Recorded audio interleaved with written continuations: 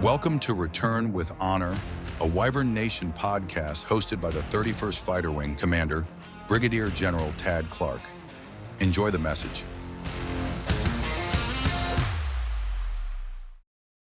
Well, listeners, welcome to another podcast from the 31st Fighter Wing titled Return. Return with Honor. This is Brigadier General Tad Clark, the Wing Commander here at Aviano Air Base. And I am joined by two incredible warfighters.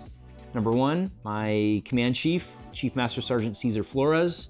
So Chief, thank you for being here. Of course. With me today. And we have a special guest, Airman First Class Kevin Tran. I believe probably, Chief, you and I have seen Airman First Class Tran most regularly when he is standing post at one of our gates here at Aviano. And we have really come to admire and respect the manner in which you execute your duties to secure this base, the professionalism. But that's not the only reason why we've asked you to be our guest today on this podcast. There's something else that we wanted to highlight. Chief, can you take us from there? Yes, sir. No, when see Kevin Tran, I would offer a household name already. When you mention his name, they know who he is because of the way and the manner he conducts himself at the gate. Surprisingly enough, you've been in a year and 2 months, but just a little more about you. We learned you had a bachelor's degree in criminal justice from Texas State University. And we've learned we're kind of kindred souls. We're both from the DFW, Dallas-Fort Worth area. I'm from Fort Worth and you grew up in Dallas. I never asked if you're a Cowboys fan or not. Maybe you can reveal that a little bit later. But why you're here, why you're a household name is just the immense gratitude that you display every single day. That's the theme of this podcast under the cultural tenet of value. And I'll just get right into it. So Kevin, tell me about your journey into the Air Force. What motivated you and what's been your experience so far? It really has been something unbelievable. And thank you, gentlemen, once again for having me here. I cannot believe how great of an opportunity this is to be here. I just feel so grateful to be here in the Air Force after this time and what I've been able to do so far, because all I've ever wanted for so many years was just a chance to join. You know, whenever I came to Texas State, I knew that I wanted to be a defender and I wanted to join the Air Force and try and go overseas. I wanted to play my part in the role of the mission, both for whichever wing I'm with and for the Air Force as a whole. And to be here now, it truly is amazing. It's an honor. You know, you mentioned that my name is a household name, quote unquote, which I gotta disagree with that one. But I must admit that, you know, knowing where I've come from, with the way my family grew up, how they've had to handle adversity, how they've gone about their goals and their dreams, to be able to wear my family's name on my uniform and get to do what I love and what I'm passionate about every single day. It really has been amazing to be here in Aviano in the Air Force as a defender. It's been unbelievable, Chief. Okay, absolutely. So me being a former defender, however, I don't know how relevant I am to today's mission, and it's evolved quite a bit. So tell me, what does your job entail and what's the most challenging and rewarding part of being a defender? I would say that the most challenging part is you're always gonna have to adapt, and you always have to deal with things that are unexpected. You know, every single day is gonna be different. It really is. Some people can get caught in the routine and the mundane aspect of the job, but with this job, you know, all the advice has been told coming in was to be a sponge, learn your job, master the fundamentals. And to be able to do that, it's so interesting and so challenging, but it's also been fun because you have to remember that, you know, our mission starts with secure the base. I really do truly believe that the 31st Security Force Squadron we have here, we set the tempo for the mission, we set the high ops, the success. It starts with us, and the way you would secure the gate is not the same way you would secure a restricted area. It's different. So you have to learn, you have to be, you know, absorbing of all the knowledge. You have to ask questions. You have to listen to what people are trying to tell you and inform you to help you get better with being better at the job and just helping the team overall. You know, that's definitely the biggest challenge, is just, you know, every day is gonna be different, so you have to stay on your toes. But I mean, that's also one of the most rewarding parts, is that you're not just stuck with having just one simple skill. You can learn all different kinds of skills. You can learn all different kinds of jobs. You can learn different languages. I mean, you know, restricted area, you don't really speak a lot of Italian, but then at the gate, you're dealing with, you know, Italian coworkers. You're working at ITAF. There are people rolling through your gate trying to gain access to the base that are authorized to enter, and they speak Italian. You have to, you know, learn their language, and you need to, you know, be cordial with them too. So it's been amazing. You know, I wanted to ask both of y'all, because both of you obviously have been very experienced with your time in the Air Force. Chief, I know that you've had the opportunity to cross-train to a lot of different jobs. Like, what's been challenging and rewarding about that? You know, you're learning so much about the Air Force and how you need to, you know, do your job and do it properly, but you're also trying to adjust to different mission sets. You're adjusting to PCS and different bases. You just walk me through that. What's that like? Oh, wow, you put it back on us. That was not on the script for listening. I would tell you just really quick, the read back I got was how you turn your gratitude into perspective, and the way you see the world and how you see everything as an opportunity as opposed to a problem set. That's pretty incredible when you think about it that way.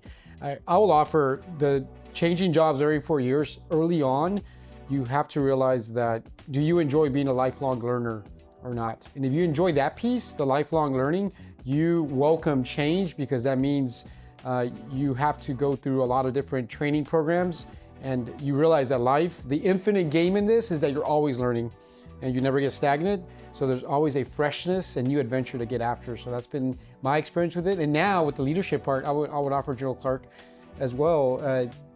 Same leadership positions, just different scope, but the people are way different, and a good leader adjusts to the folks as well. And that in itself brings a lot of satisfaction as well. Mm-hmm. Well, for our listeners, obviously for these podcasts, we prepare, we have a few things that we want to cover, but we also want them to be genuine, sincere, and more of a conversation.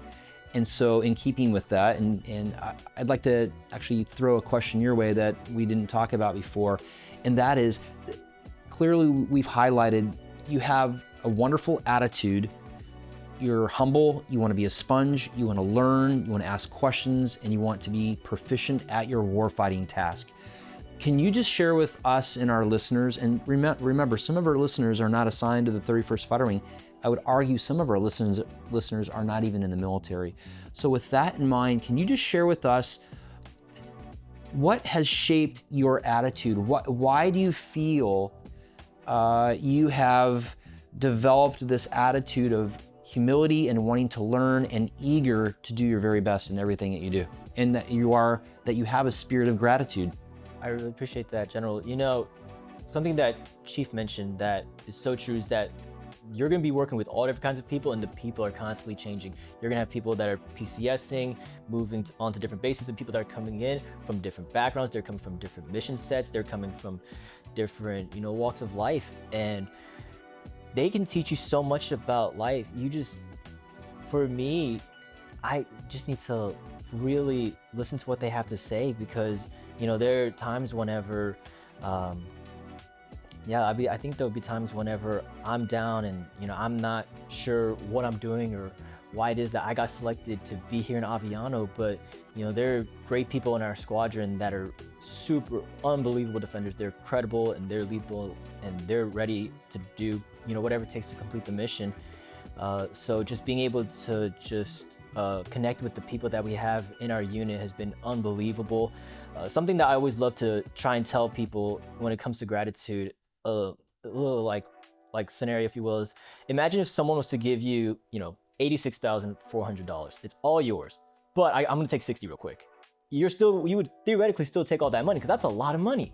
And now think about it. If there's 6,400 seconds in a day, if only 60 of it get ruined, you know, a minute of it gets ruined because, you know, maybe whenever you were at the gate, someone's giving you a hard time or someone's giving you attitude or disrespect, why should that have to ruin your whole day? You can still control the tangibles in your life to just make your day better, to keep making the most of it. So don't let those small little things bring you down. You just have to have the mentality of there's so much more to life than to negativity. Stick to what's positive, stick to what's good, connect with the people that have the same beliefs and the desires that you do. you do that, that's just how you grow with gratitude here in the military. And then in my personal life, as mentioned before, my last name is Tran. It's Vietnamese. My family actually came. Both of them were from Vietnam. They were touched by the war, and they had to escape Vietnam to come here. Well, not here because we're in Italy, but they eventually escaped to go to America and then build their lives there. And I just cannot be more thankful, more grateful for all the sacrifice, all the hard work that they poured in. Because I didn't even realize it when I was so young as a kid. But then as you get older, you see the sacrifices that they've been able to pour in. And it's almost, and just like here in Aviano, there are things that people are doing for me that maybe I don't even realize it now. But then when I'm done with my time here, I'm gonna look back and go, man, that teammate I had, that mentor that I had, that whoever may be, they were so impactful in my life, and they did so much to sacrifice and pour into me, and I just could not be more grateful. That's where it comes from, And gentlemen, I know that both of you are parents, so my question for you now that I have is, how are you able to go about your job and handle all the different kind of stresses with both, having to take care of your personal life, your families, the entire wing, and still have this just go-getter attitude, and be grateful for what you have? Wow, that's a pretty heavy question. Well, first off, thank you for sharing your story, because I did want to know a little bit more about what life experiences shaped you as you grew and made the decision to join the Air Force. And so the takeaway there is the fact that you had two parents that found themselves in a very, very challenging circumstance in a war-torn nation, and they were able to make their way to the United States and build a new life, raised you with an appreciation for some of the opportunities and freedoms our nation provides, and here you are, a member of the United States Air Force in uniform and one of our finest defenders. That's pretty inspirational. For your question, first off, I'll be the first one to say I have not always got it right. I've made some great decisions in life and some poor decisions in terms of how I've been able to balance work-life responsibilities. Those moments I think that have gone well are the moments where I have been deliberate with my time. I've been intentional, and I share this with many different groups here in the wing when I have an opportunity to do so, but it's being intentional with my time. So when I'm at work, I'm focused and prepared for the engagements I have. And then when I go home, I want to be deliberate and spend time with my wife, spend time with my children. My oldest son just graduated from high school last summer. Congratulations. Yes, and he is now back in the United States, and we have 3 other children in our home. So it's important. When do I choose to pick up the phone? When do I choose to check email?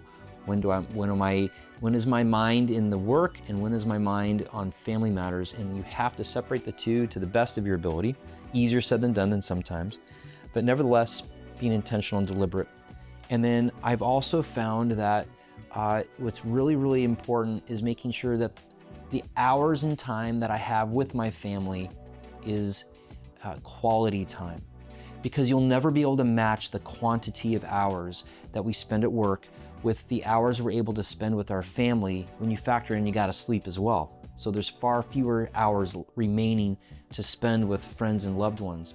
And so what I find is most important is to make sure that's quality time and speaking words of kindness, not bringing the frustrations of work home with me, and being able to focus on where my wife is and where my kids are in terms of where are they in life, what are some of the things they're working on, their goals, their objectives, the things that they're concerned about, and focusing on them. Those are the times I feel I've been able to really, really have some quality time with them. And then admittedly, just to be fully transparent, the times I feel like I haven't done a good job with work-life balance is when I have been frustrated at work, or I come home and I maybe bring some of that work-related material back home with me, and I talk about work maybe a little bit too much, or I'm not giving my wife or children the time and attention that they deserve, that's when I feel as if the quality of time I've had at home has not been what it needed to be. And that's what can erode that quality over time. And so we have to be very, very mindful of that. The last thing I'll say, and I'm going to kick it over to Chief here in a second, is the fact that when you make the decision to serve, that does come with some sacrifice, but it ought not sacrifice the health of your relationships with your spouse or your children or your loved ones. You have to really, really protect that. And sometimes that can be challenging, but it's important that we focus on that. And so it's just a reminder of we have to be intentional. I've used the word intentional and deliberate a number of times, and that was on purpose, because those words I really think define how you can maximize quality, because quantity will always, unfortunately, be a challenge. Chief?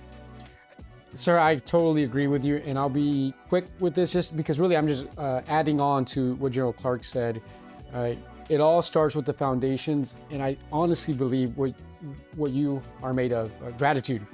If you have gratitude, you value what you do, and it makes things so much easier to pour into your passion. It gives you optimism, it gives you a sense of initiative, and that's scalable, right? Like at every level, if you start that with the 2 airmen that you get, you can do it with the 5,000 airmen that you get at a wing. Because leading people and managing tasks doesn't really change. The scale just changes, but you also get a team. But you get the reps and sets at every level to prepare you for that next one, so it's not as daunting. So that's the only things I would add. Is it starts with optimism, and that leaches over into your passion for taking care of people, and it makes things easy because you love what you do. Yeah.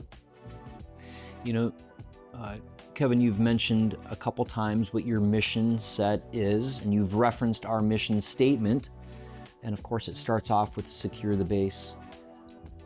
Let me ask you one more question, and then we'll get ready to wrap this up. What words of advice do you have to perhaps other airmen that are getting to their first base, whether it be here at Aviano or anywhere else, or for someone that's listening that's not even in the military, that's getting ready to go to their first job opportunity? How would you recommend they do in order to be successful at what they do, from your perspective? I've always told people that are coming in first time, especially if you're from tech school, coming into our unit, is that never forget that before you were made a defender, you were an airman too, and you still are. Take care of the small things first. Wear your uniform properly. Show up to work early. Have, like Chief said, have optimism. Be deliberate with your time, as you said, and things like that. But then also, take care of your personal life. Be healthy, eat right, work out, take the time to travel. If you have that opportunity, like we have here in Aviano, go travel, and wherever it is that you're stationed at, make the most of what the base has to offer. Make the most of what the surrounding areas have to offer. You do that, you'll set yourself up right personally, and then when you take care of that, when you go into work, it'll make your professional life that much easier, because you'll have your home life taken care of, you'll have your personal life taken care of. Hey, quick, this is a rapid fire question, so 20 seconds or less. Because I was a defender in security forces, and I've flown air crew, where we always remember the stuff that's super adventurous, blowing stuff up and going to fire, but the job, really the nitty gritty, is being a sentry. You have to be vigilant, and that usually leads to many hours of being ready, but not a lot happening. Right. So that can grind on an airman. What's the advice you would give to those folks to stay locked in, but also get to those periods? I think for me, because I get posted at the gate a lot, and we always talk about different situations of, oh, what if this happens? Okay, we need to do this. Oh, if that happens, do this. We have gear for, this reason. We do this for that reason. When stuff like that rarely ever happens, thank goodness. And the one thing I can say for sure is, rely on your teammates, because you're never gonna have to guard the gate by yourself, thank goodness. So honestly, just try to get to know your teammates. It doesn't even have to be, that, like, it can just be a personal conversation. Just, hey, where are you from? Checking up on them. Hey, how you doing? How's family? Are they doing all right? You got plans for this weekend? Things like that. When, times are tough in the sense that you're trying to stay ready so you don't have to get ready, but there's nothing even that's like dangerous that's happening. But also, take it into account history. Like I said, as a defender, as someone that's of Vietnamese heritage, if you studied, if you just study defender history, or even just American history in general, a lot of different things have happened that have been kind of detrimental towards our warfighting capabilities because we were not ready. Like, for example, in the Vietnam War, our squadron was deployed there, and there were a lot of different units during what's called the Tet Offensive that were attacked, and they took a lot of casualties. They weren't ready. Their bases were initially overrun at first because the enemy took advantage of the Tet, which is the Lunar New Year, the Vietnamese Lunar New Year at that time, and there was supposed to be a ceasefire, and so a lot of people just assume, oh well, since there's a ceasefire, nothing's gonna happen. Well, there's no guarantees. You have to always, as my flight chief always tells us, you gotta stay ready, so you gotta get ready. So relying on your teammates and remembering why it is that you do what you're doing every single day, and that'll help you be a better defender, be better at, wherever it is you're doing, whether it's, being a defender, working air crew, no matter where your job is. Yeah. That's perfect. It was interesting. Last combat readiness exercise, General Clark himself was during the lulls of combat. We were doing academics and different things to make sure that the mind stayed sharp to avoid complacency. So I love that mindset with a year and 2 months in. Thank you, Chief. Yeah, so as we wrap up here, I want to foot stomp this point. Airman First Class Kevin Tran right here has been in our Air Force for 1 year and 2 months. And you have a lot of experience to continue to gain and glean, but my goodness, what a fantastic start to your Air Force journey. And you've demonstrated that daily with your attitude and an attitude of gratitude. And meaning to our audience of how does this all tie together? It's this gratitude of being able to serve in the profession of arms. It's this gratitude of being able to wear the U.S. Air Force uniform. It is this sense of gratitude to be able to perform the roles and responsibilities our Air Force has invested in you. So in this case, you can secure the base and get the mission done. And why is that important? The attitude governs everything, because it governs our approach. It allows us to remain humble, be a sponge, like you said, ask questions, master the fundamentals, back to the basics, start with the small things first, build upon that, and then success begets success. And then you build experience, and then you build expertise. And that's how we embolden our warfighting readiness. And the name of the game is that we're ready to go at a moment's notice. And I like what you said. You said stay ready so you don't have to get ready, right? And so I really, really like that. Something that Chief Flores says all the time, and I wholeheartedly agree, is it's not what are you doing in the moment of the crisis, but what are you doing in between those moments of crisis? Are you preparing? Are you training? Are you focused? Are you dialed in? Are you trying to get better at what you do? And so this is a great reminder as we wrap up this podcast. It's a great reminder for all of us to take a moment to reflect on your roles and responsibilities. Where are you and what are you supposed to accomplish and do? Are you learning? Are you asking questions? Are you being humble? Are you a sponge? Are you learning? Are you growing? And then are you then putting that into practice with an attitude of gratitude, an attitude of resilience, of an amazing work ethic, and striving to be your best at what you do. And when we do that, we are then better equipped to answer our nation's call. And that is what we are tasked to do, making sure that we stay focused on what our responsibilities are in the profession of arms. And so thank you for spending some time with us today, Kevin. Again, a year and 2 months in our Air Force, and you're starting off just in just such a impactful way. And again, as Chief and I have driven through the gate many, many times, and we see you there standing post, like many of your colleagues, we are reminded every day that we have a remarkable defender cadre that know their job and do it well. And it's been wonderful to spend some time with you, so thank you. Thank you, General. Thank you, Chief. I appreciate your time. Yeah. So listeners, thank you for dialing in for another series of the 31st Fighter Wing podcast, known as Return with Honor, our wing motto. And we appreciate your time, and hopefully you're able to get a few things out of today's conversation that can embolden and inspire and mentor you and those you work with. So, as we always conclude with, Return with Honor. Thank you for listening to the Return with Honor podcast. If you'd like to learn more about the mission, airmen, and families of Aviano, visit the Aviano Air Base Facebook page. If you enjoyed the podcast, click to subscribe. We'll see you next time.